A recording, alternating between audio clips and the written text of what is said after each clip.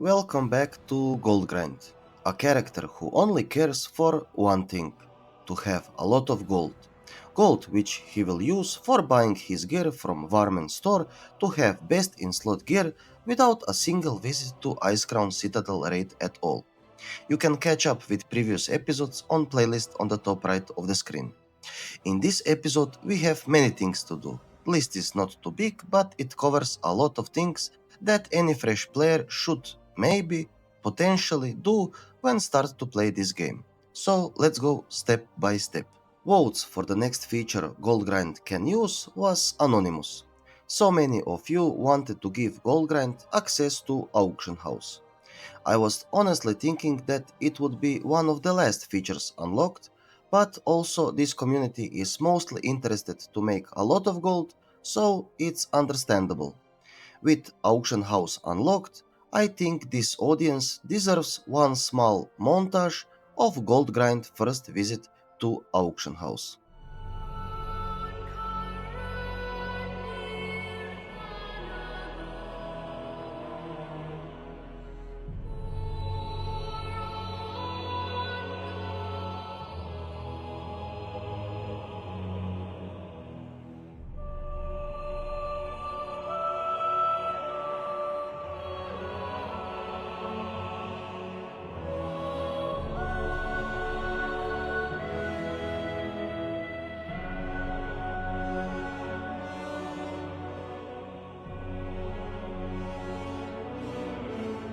In previous episode, Goldgrind farmed a lot of copper ore and rough stone.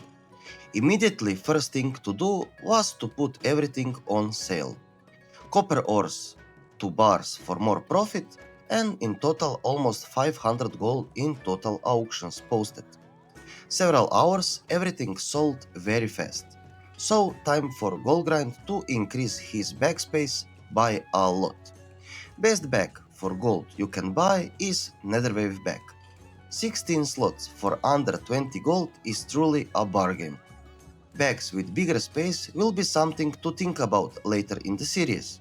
For now, a lot of backspace for Goldgrind means more time to spend on farming and less visits to vendor and auction house.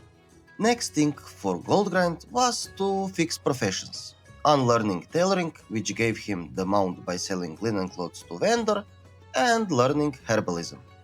Almost every single herb is 1 gold each on auction house. By having 2 gathering professions, it is recommended to use macros for switching tracking on your minimap, from tracking herbs to ores and the other way around. Goldgrind got 2 solutions for you. Solution 1 is manually, by pressing keybind to change his tracking, or solution 2, which is more advanced automatic change of tracking.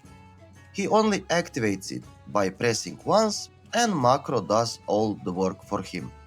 Link of both macros can be found in the description of the video. 20 minutes in the Elven Forest and Goldgrind got easy skill up to 50 plus in herbalism. Since he was close to Redridge Mountains, he learned the fly point there and back to Stormwind. Learning next rank of herbalism and put every single thing from his bag to auction house. You see, Goldgrind is a warrior, class with the most weapon skills by default when creating new character. He decided to visit all major capitals to even expand his skills of various weapons. Any weapon that drops for him from now on is a guarantee equip. OG subscribers would understand what I'm talking about.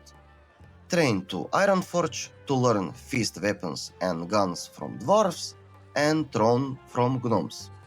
Boat to Darkshire, and then another boat to Darnassus to learn bows.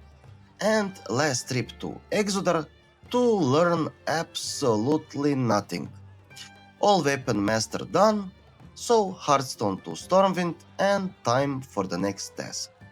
Since herbalism is still kinda low at this moment, Goldgrind decided to give Westfall another visit to improve skill in herbalism, mine some more copper ore while there, and even do few quests for some item upgrades. In the meantime, did visit some crabs.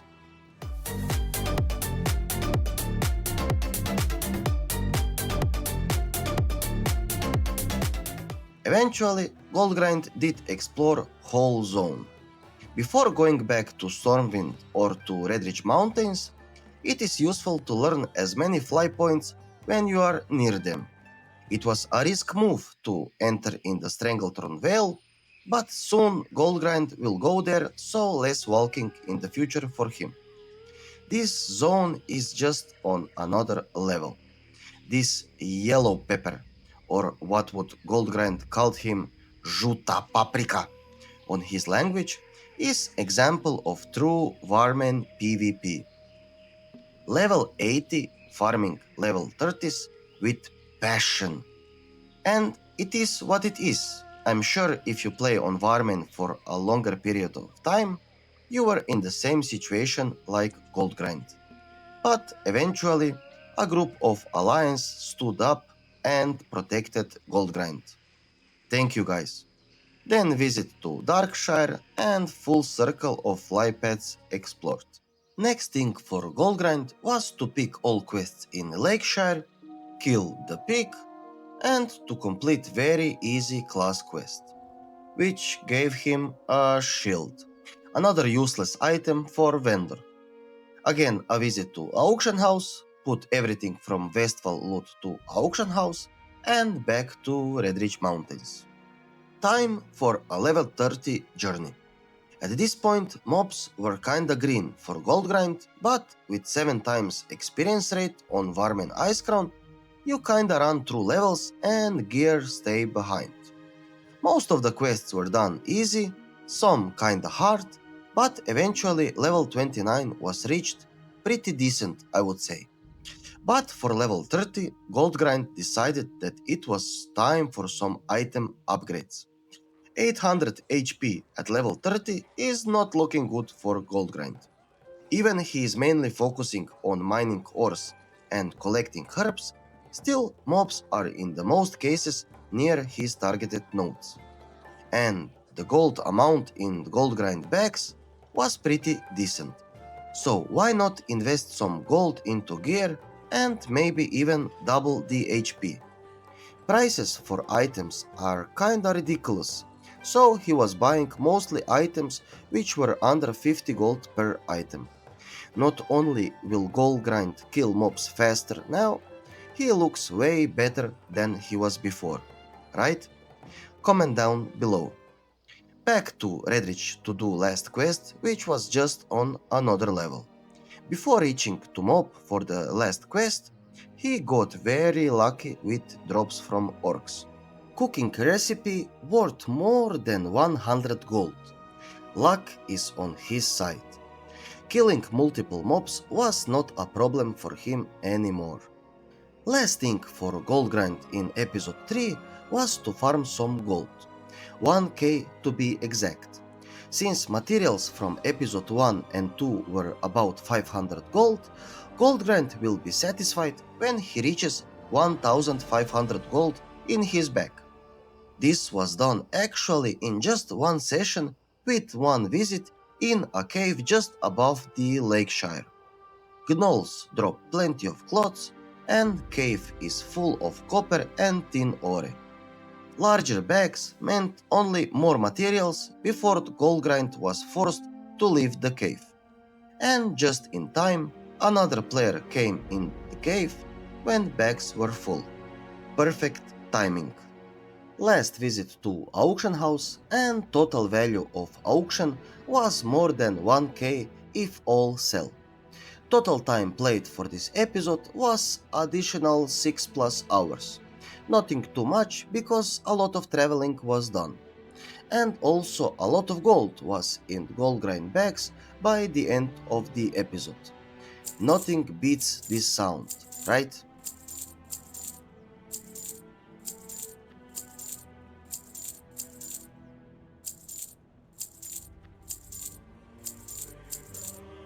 Pool for the next feature Goldgrind can use is in my Discord. You can find all links in the description of the video. I'm also thinking about sticking to only one zone per leveling episode.